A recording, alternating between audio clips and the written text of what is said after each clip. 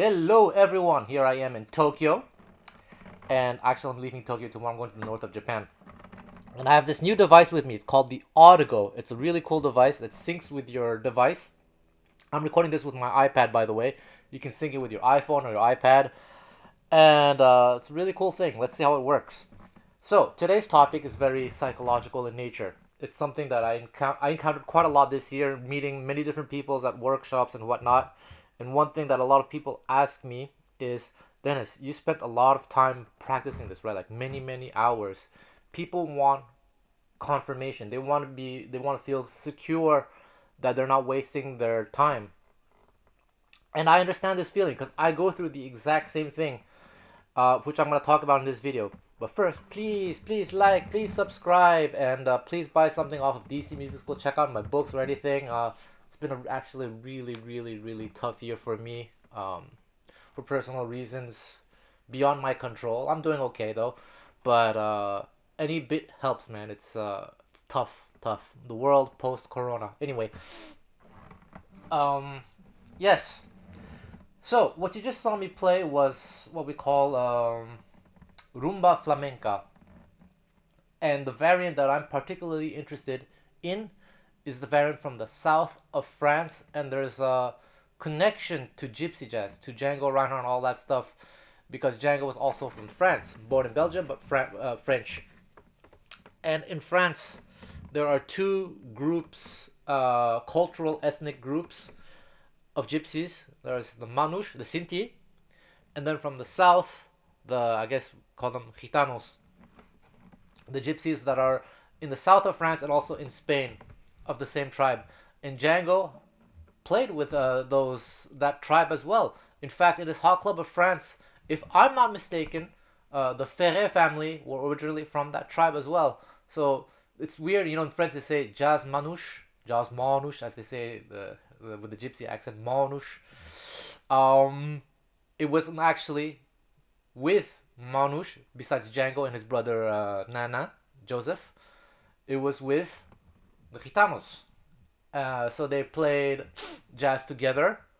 But those who are living in the south of France also play a lot of this rumba.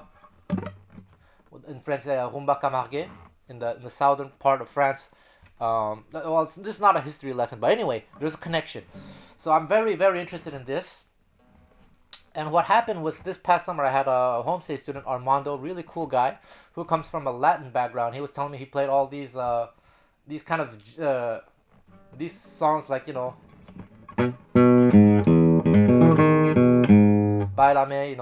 Gypsy Kings, who are from the south of France, by the way. And then that just got me interested in, all right, maybe I should just start learning it myself. And with Armando, he was telling me he wanted to learn, quote unquote, the correct, proper gypsy jazz technique. And I personally told him that it wasn't that important that he learned the quote unquote correct, true way. Because the way he was playing was actually fine. It's only important to learn the quote unquote correct, true way if you're going for specific lines that are best played in that way. And in the early stages of his playing, in his gypsy jazz journey rather, it didn't seem like he was going after those lines. So I told him it's a choice he's going to have to make. Either you keep the technique that you have as it is, which is totally fine, there's nothing wrong with it, or you're going to have to spend quite a lot of hours getting it right. And I'm going to show you exactly what you need to do. But it's going to be up to you to be very vigilant, to make sure you are always following the guidelines that I provide to you. And so, as a challenge to myself, and also kind of to prove to him that it's really a matter of, one, following the proper instructions, and then two, putting in the time. That's all that you need to kind of achieve results. We're going to talk about this in a second. So, I learned many variations of the rumba. Like there's like a...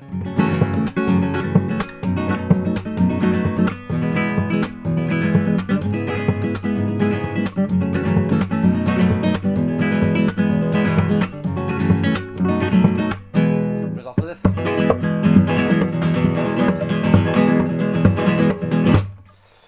What else is there? Oh, there's the Paquito Laurier rhythm, which is not really rumba. It's a mix of gypsy, bossa, and rumba. Like if you play like a for Sephora.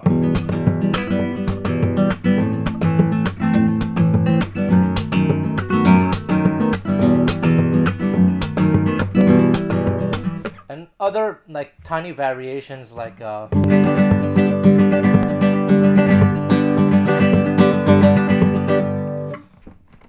and more to learn. And the cool thing is, I realized, remember, 2 months ago, I couldn't do any of this. Zero. I'm going to talk about that. But the cool thing that I realized is once you learn only one variation, it becomes easier to learn all the others. Okay, so I'm going to talk about how it was when I first started. The feeling that I went through and the feeling that you guys probably go through as well. It's a big feeling of frustration and confusion. You have no idea if you're going to get good at it because it feels so impossible. That's exactly how it was when I started with this. This is the first variation that I learned.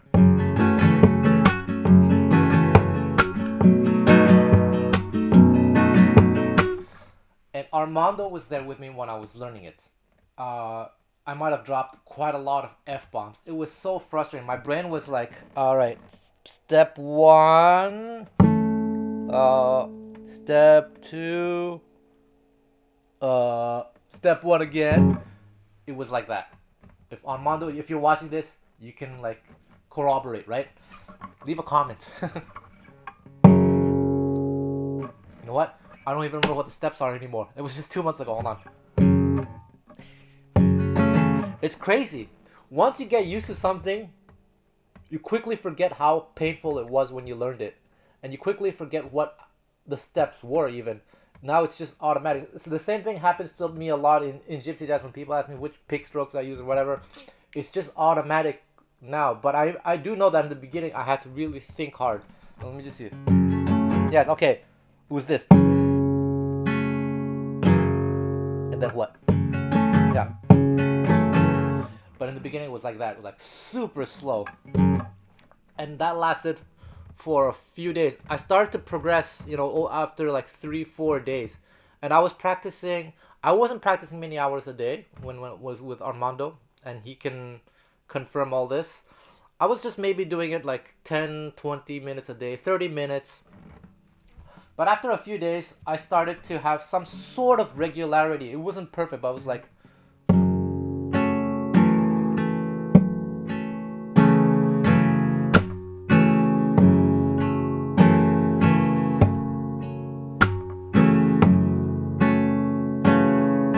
you can feel. The problem actually is not the physical part, it's the mental part to remember what the strokes were. And I can remember like I felt a lot of brain fatigue. So that was just 2 months ago. 2 months later, to be honest, I wouldn't say that I've mastered it at all. I can still feel, I guess I've reduced the brain fatigue down to maybe 10 to 15%. In the beginning it was 100%.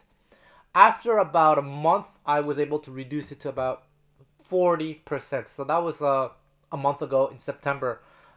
In September, like, I was able to nail this rhythm 50% of the time. Now I think I can nail it about 80 to 90% of the time.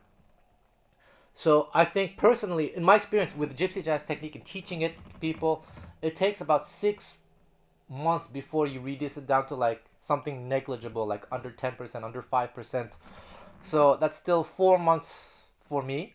Maybe I'll make another video in about 4 months to see if I've reduced it to that level. That is assuming that I continue to practice this rhythm. I hope I do. That's another topic. I don't have many opportunities to use these rhythms. That's another thing that makes things a little bit harder. But yeah, I really struggled so hard. When Armando left, I decided to continue working on the rhythm just as a challenge because I really wanted to prove to him and to you guys that's really the formula is simple. Put in the hours, follow the instructions, and that's very important. Follow the instructions very carefully. I do practice in front of the mirror. I also record myself. I recorded myself quite regularly, and I always caught something. It's like, wait, I'm not following the instructions here. Oh, I'm not following the instructions here. And so even until like 2 weeks ago, actually a week ago, I re-recorded myself. I was like, oh wait, I forgot to do this thing that I was supposed to do. So it's very important that you be very critical, very strict with yourself. The best thing to do is to have a teacher to be able to correct you, but I don't have a teacher, so I have to record myself, and then I have to compare myself to the players on that I watch on YouTube. Now we have technology. Isn't that amazing? So be very, very vigilant. Make sure you are doing the steps correctly if you want to achieve the results that you see on recording, you hear on a recording or on YouTube or whatever. Okay? But then yes, I put in a lot of time. In the beginning, since I wasn't 100% committed to it, I just put like 10 minutes, 20 minutes, 30 minutes a day. By the third or fourth week, I was starting to put like at least 30 minutes a day. And then a month ago, when I just came back to Japan, I was really jet lagged. I'd go out in the park every morning and practice an hour every single morning. And then a little bit throughout the day, like 5 minutes, 10 minutes. So I wasn't necessarily practicing 10 hours a day. I was maybe doing on average 1 to 2 hours a day, and sometimes only 30 minutes a day. But this is the result within 2 months. And keeping in mind that I don't come at all from a finger picking background. So the only things that I did do were those two things: making sure I was following the steps correctly. 2, putting in the time. You have to put in the time, but it doesn't necessarily have to be 10 hours a day. Although, if I were able to do it 5-6 hours a day, I think I'd get it even faster. There are actually a lot of other things in this style, in this rumba flamenca style, that I'm missing. But you see, I'm able to do these 3-4 patterns with relative ease now. This one was especially very challenging. We call it double golpe.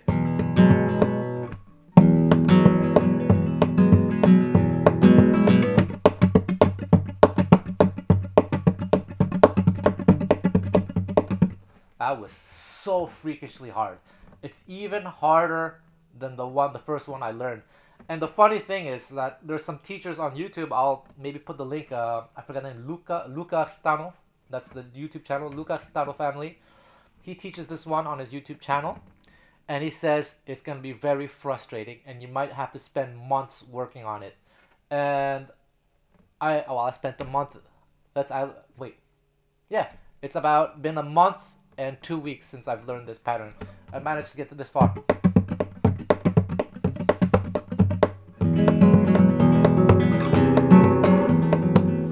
But I really did put a lot of time into it. I really focused all my attention to the right hand, to the left hand, to really thinking about the steps, to the sound. I recorded myself.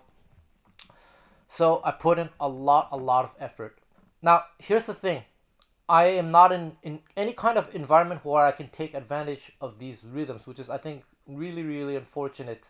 Because I really wish I did have a band to play with where I could just play this rhythm and then I get even better at it quicker. The environment makes a huge difference. It's like having a cheat code. But if you don't have the environment, then what you need is willpower and motivation. And so I was motivated enough, thanks to Armando and my Homestay students and everything, because I really want to prove this to you, that it's in some ways as simple as that. That was my motivation. But now, if we get into the details of things, what makes things really difficult is, what are the proper instructions? Because sometimes it's not very clear. And since I started playing with the fingers again, I started checking out like YouTube channels on finger picking, on classical guitar technique, and it's so very confusing as well. Lots of people are saying lots of different things, contradictory things. And it's the same thing with Gypsy Jazz too. We'll talk about that in a second. But contradictory things, but no one is really showing it and proving it to us that they can do it. They'll say something but not back it with video proof or anything. That's why, for those of you who are new to my channel, who watch my channel for the first time, at the beginning of each video you always see a segment of me playing, so that you can determine for yourself, okay, this person plays pretty well, maybe I'll listen to what he has to offer. And if you don't like what I do, then it's fine, totally fine. But it's to prove to you that I can not only talk about it, but I can demonstrate it. And then if you like the results that you hear, I can show you how to achieve those results. Yeah, I watched one video where some guy was explaining a very difficult classical guitar piece, explaining the fingerings, the exact right hand patterns to use. All that is great, but he never once shows you how to play it. So you're left wondering, if I follow this pattern, will I be able to pull it off up to speed? Personally, I don't know. I would love to find someone who could play it up to speed and then ask them, hey, can you break down what you're doing with the right hand? Because it's the exact same thing with Gypsy jazz. You know, I met a guy very, very confident about Gypsy jazz, and he was explaining to another student this Stokolo-Rosenberg pattern. Let's say like this. He was explaining it down, up, down, down, down, down, up, down, down, down. Now the funny thing is, when this guy played it, it was never clean and never consistent. And he was telling it, oh, this is how you play it. But the truth is, that's not how Stokolo does it. Stokolo does like this. Down, up, down, down, down, down, down. That's what Stokolo does. And then I'll prove it to you.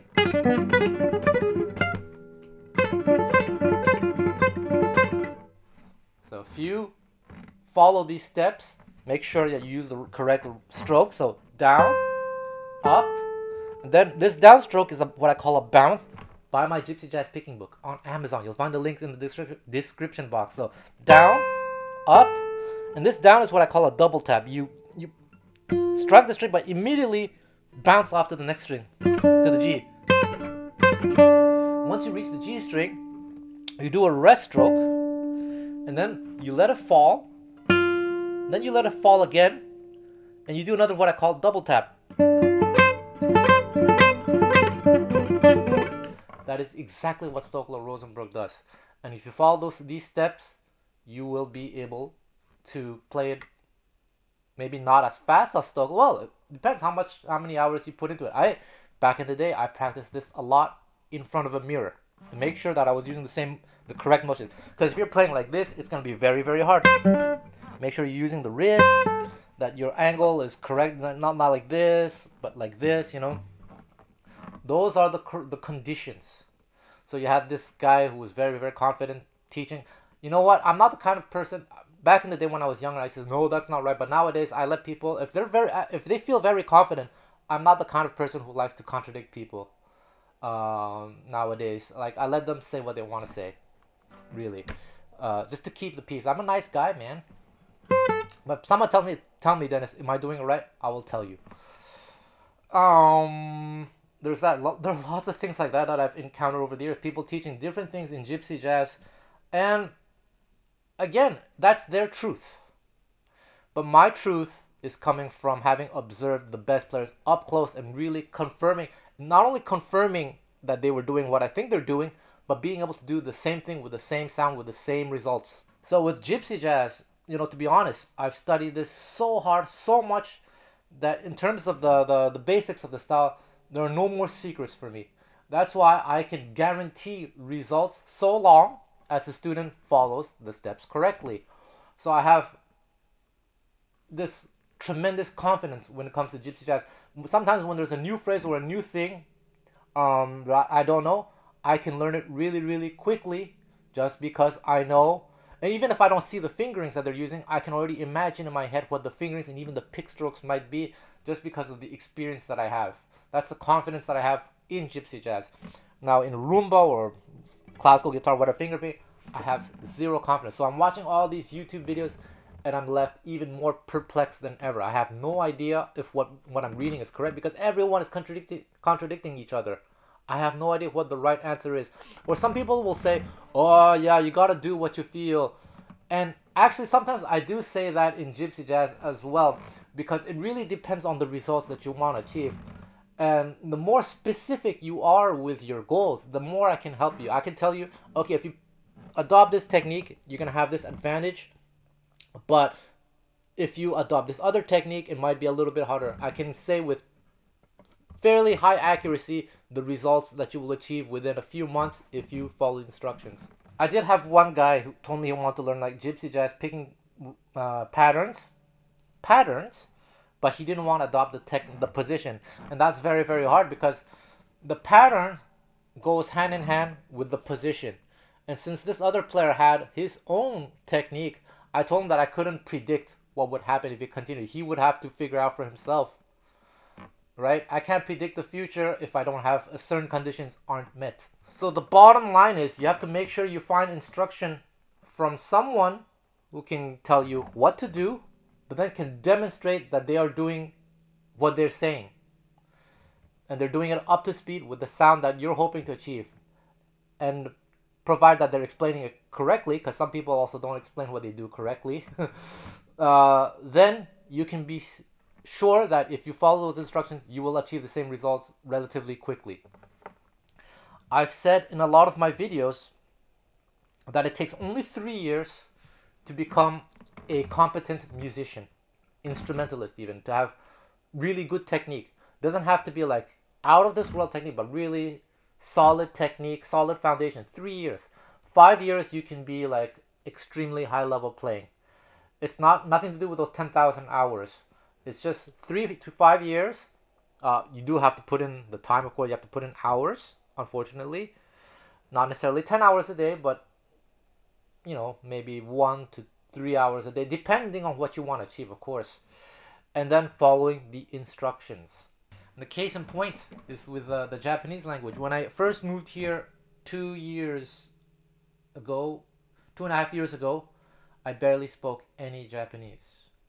But now I've reached a level where I can function in Japanese society. I still have not mastered the language, but I can function in Japanese society. In fact, I've surpassed a lot of people who have been living here for a long time, who've been studying longer than me, because I'm following the formula. There is a formula. You just have to believe in it, and then you have to put in the hours. That's another topic. Maybe I can talk about it in a future video, like the parallels between learning jazz, between learning guitar, jazz guitar, the physical aspects of it, and the language learning, especially Japanese language. Because I think Japanese language and jazz guitar language, or jazz language, have a lot of similarities. A lot of people often ask me, is it okay to play this chord? And then I would often answer them, well, it depends. What's the context? Who are you playing with? What kind of feel are you going for? What kind of artistic intent are you going for? For example, C major 9.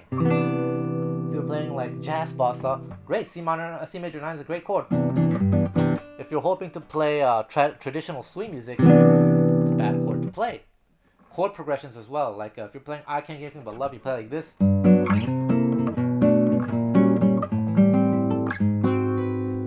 you're playing in the 30s way, that's not good. But if you're playing in the contemporary way, that's great. I can't give you anything but love.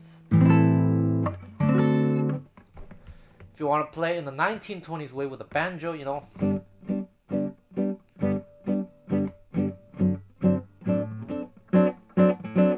If you're playing kind of like mid-1930s way, the hot club way,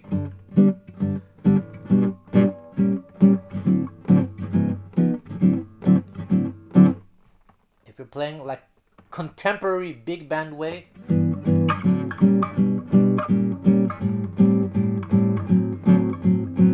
which is not necessarily what they were doing in the 30s, 40s. But anyway, there are a lot of artistic things that are dependent on the situation. And the same thing goes with Japanese. Some people ask me, hi, Dennis, how do you say it? Where's the toilet in Japanese? And the real answer is, depends. Who are you talking to? What's the situation? Are you talking to a friend?